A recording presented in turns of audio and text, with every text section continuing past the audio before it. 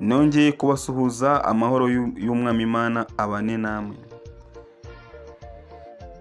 Igihembwe cya kabiri turi kwigira hamwe amagambo avuga ngo intambara ikomeye.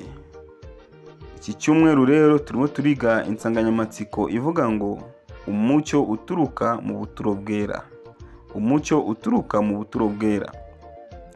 Ingingo y'uyu munsi ifite umutwe uvuga ngo igihe cy'urubanza kirasohoye.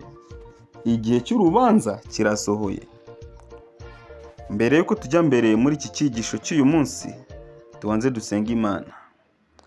Mana yo mu ijuru, gitare cy'amahanga, Mana nyir'isi n'ijuru, icyubahiro kibi cyawe. Abana bawe twongeye kuza imbere yawe tujye kwiga amagambo akomeye cyane. Tujye kwigana amagambo avuga ngo igihe cy'urubanza kirasohoye. Uwiteka turagusabye kugira ngo bane natwe udushoboze kumva ibyo icyigisho cy'uyu munsi kitubwira. Reka rero tugusabe kugira ngo ukomeze ubane natwe mu kanya gato tugiye gufata twiga aya magambo. Nibyo dusabiye ubuntu mu izina rya Yesu Kristo umwami wacu. Amen. Igihe cy'urubanza kirasohoye.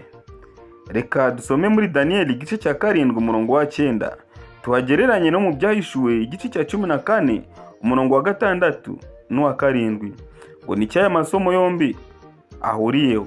Mbese aya masomo yombi ahuriye kuki? Daniyeli igice cya 7 umurongo waho wa 9 haranditse ngo umutwe w'amagambo uravuga ngo Daniyeli abona umukuru nyir'ibihe byose. Umurongo wa 9 nkomeza kwitegereza kugeza aho bashiriyeho intebe z'ubwami, haza umukuru nyir'ibihe byose aricara. Imyambaro ye yeraga nka shelegi, kandi umusatsi we wasaga n'ubwoya bw'intama bwera. Intebe y'ubwami bwe yasaga n'ibirimi by'umuriro, kandi inziga zayo zasaga n'umuriro ugurumana. Aha turimo turareba iby'umukuru nyir'ibihe byose. Aha Daniyeli yareretswe, arareba, aritegereza aho bari bashiriyeho intebe z'ubwami, haza umukuru nyir'ibihe byose aricara. Imyambaro ye yareraga nka shelegi, kandi umusatsi we wasaga n'ubwoya bw'intama bwera. Intebe ye y'ubwami bwe yasaga n'ibirimi by'umuriro, kandi inziga zayo zasaga n'umuriro ugurumana. Reka turambure no mu byahishuwe igice cyaho cya 14 dusome umurongo wa 6 ndetse dusome n'umurongo wa 7. Turebe uko handitse. Haranditse ngo ubutumwa bw'abamarayika batatu. Nuko mbona marayika wundi aguruka aringanije ijuru, afite ubutumwa bwiza bw'iteka ryose, ngo abubwire abari mu isi bo mu mahanga yose n'imiryango yose n'indimi zose n'amoko yose. Avuga ijwi rirenga ati, nimwubahe Imana muyihimbaze, kuko igihe cyo gucira abantu urubanza gisohoye. Muramye yaremye ijuru n'isi n'inyanja n'amasoko. Uyu mumarayika wagarukije ubutumwa mu ijwi rirenga agaragaza ko igihe cyo gucira abantu urubanza kigize gute, gisohoye. Nshuti bakundwa, igihe cy'urubanza kirasohoye. Turi mu gihe gikomeye cyane, aho tukwiye gusobanukirwa neza cyane n'ibitabo n'iby'ubuhanuzi twiga mu byahishuwe ndetse no mu gitabo cya Daniyeli. Aha rero urubanza ni ingingo y'ingenzi muri Bibiliya, kuko Imana izazana umurimo wose mu rubanza, n'igihishwe cyose ari icyiza cyangwa ikibi. Umubwiriza 12 umurongo wa 14, Yesu yeretse abari bamuteze amatwi igihe kizaza cy'urubanza, ubwo ijambo ry'imfabusa ryose abantu bavuga bazaribazwa ku munsi w'amateka. Matayo 12 umurongo wa 36. Intumwa Pawulo yongeyeho ati, Imana itangaza ibyari byahishwe mu mwijima, kandi ikagaragaza n'imigambi yo mu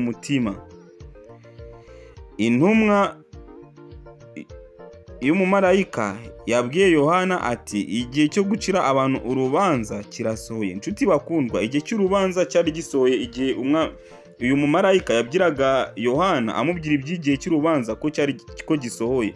Ndagira ngo nshuti tumenye ko urubanza ari ikintu gikomeye cyane. Urubanza ni ingingo ikomeye cyane muri Bibiliya, kandi igihishwe cyose kizashyirwa ahagaragara. Ibyo twakoreye mu mwijima byose bizashyirwa ahagaragara. Mu gihe cy'urubanza nta cyahishwe kitazashyirwa ku mugaragaro. Nshuti bakundwa, reka dusome mu Byahishuwe igice cya 22, dusome umurongo wa 10 tugeze ku wa 12. Mbese ubwo Yesu azagaruka ni irihe herezo rizagera ku bantu? Ni ayahe magambo yumvikana neza Yohana yabwiwe? Bene data, ubwo Yesu azagaruka hari iherezo rizagera ku bantu. Reka dusome mu Byahishuwe uko hatubwira. 22 dusome umurongo wa 10 dusome n'uwa 12 kugeza uwa 12. Haranditse ngo, kandi arambwira ati amagambo y'ubuhanuzi bw'iki gitabo ntuyazigame ngo uyagire ubwiru, kuko igihe kiri bugufi. Ukiranirwa agumye akiranirwe, uwanduye mu mutima agumye yandure mu mutima, umukiranutsi agume akiranuke, uwera agume yezwe. Dore ndaza vuba, nzanye n'ingororano kugira ngo ngororere umuntu wese ibikwiriye ibyo yakoze. Igihe cy'urubanza nshuti mukundwa kiri hafi, aho umuntu wese ajye kuzagororerwa icyo yakoze. Dore iherezo riri bugufi. Ukiranirwa agumye akiranirwe, uwanduye mu mutima agumye yandure mu mutima, ndetse n'umukiranutsi agume akiranuke, n'uwera agumye yere. Iherezo riri bugufi kugera, aho umuntu wese icyo yakoze azaguma amere uko ameze. Kristo aragira ati dore ndaza vuba, nzanye n'ingororano kugira ngo ngororere umuntu wese ibikwiriye ibyo yakoze. Nshuti bakundwa, mu gihe cy'urubanza ibyo wakoze nibyo uzagororerwa, kuko Kristo agiye kugaruka gutanga ingororano ze ziheruka. Mbere y'uko agaruka hagomba kubaho urubanza kugira ngo rubagaragaze ingororano buri wese azahabwa ubwo Yesu azaba agarutse. Ubwo Kristo azaba agarutse nta mahirwe ya kabiri azaba ariho.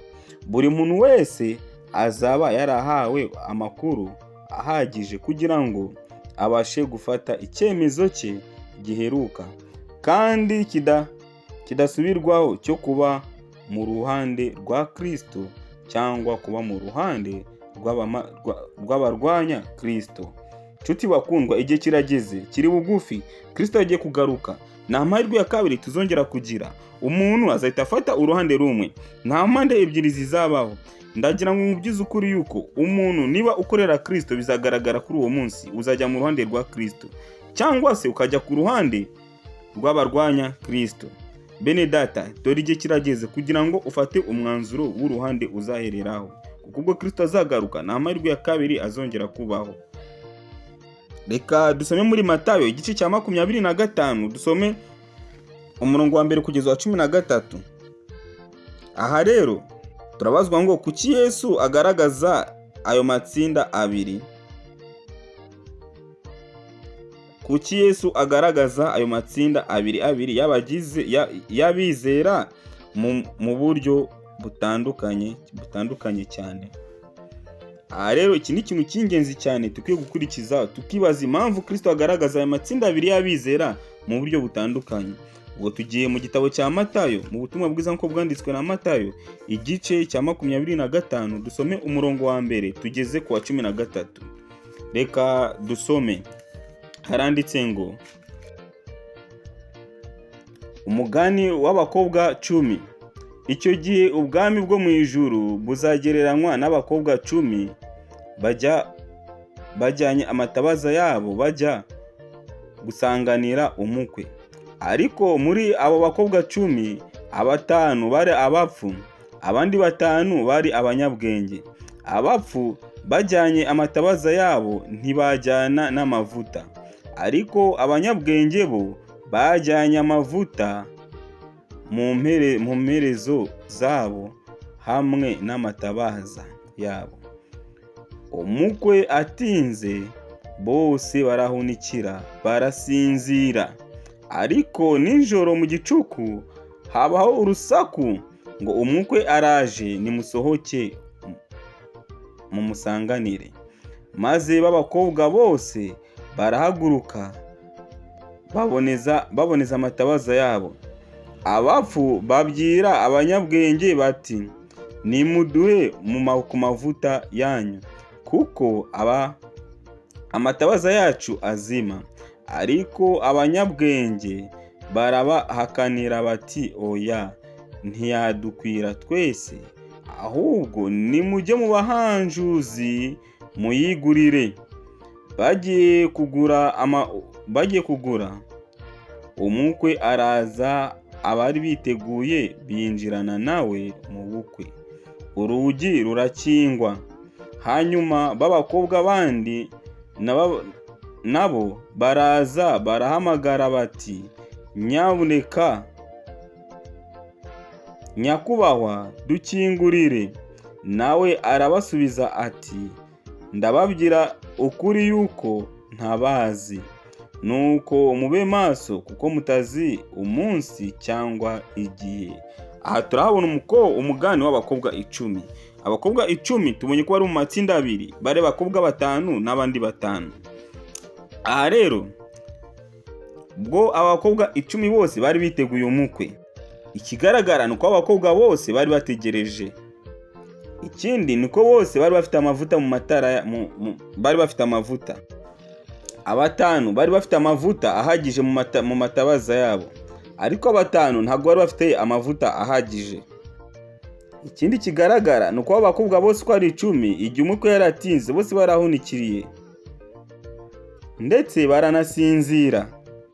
Igitangaje nuko nijoro habayeho urusaku. Bumva induru ati, umukwe araje, nimusohoke mumusanganire. Abakobwa bose ngo barahagurutse baboneza amatabaza yabo.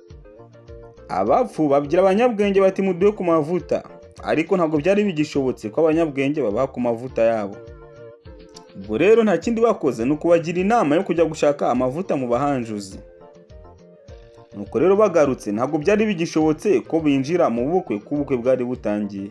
Umukwe arababwira ati, ngo nimugende, simbazi.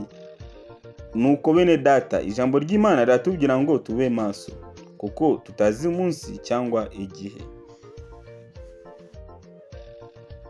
Nshuti mukundwa, igihe umurimo w'igenzura uzaba urangiye, ubwo imanza z'abantu bo mu bihe byose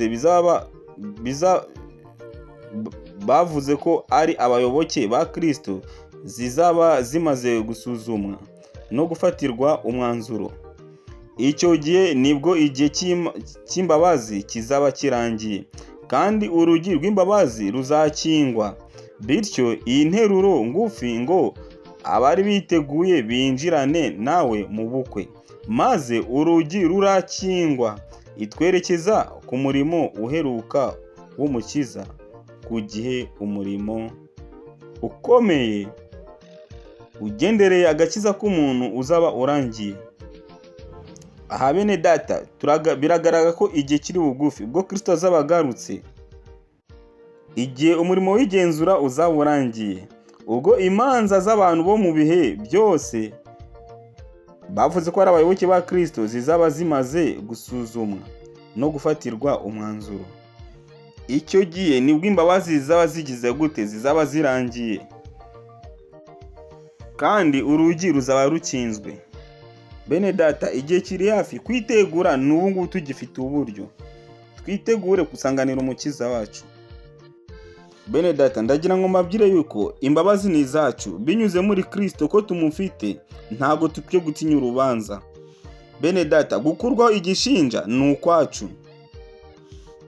Imbabazi zo kubaho dukora ibyo Imana ishaka ni izacu, kandi n'intsinzi iheruka nayo ni iyacu. Inshuti bakundwa, icyo dusabwa no kwizera Imana gusa, tukitandukanya n'ikibi n'igisa nacyo. Mukundwa, turi kwigana ibi byigisho, nkorarike kuzakurikirana icyigisho cyezo, nicyo mbasabiye, nanjye nisabira mu izina rya Yesu Kristo umwami wacu. Amen.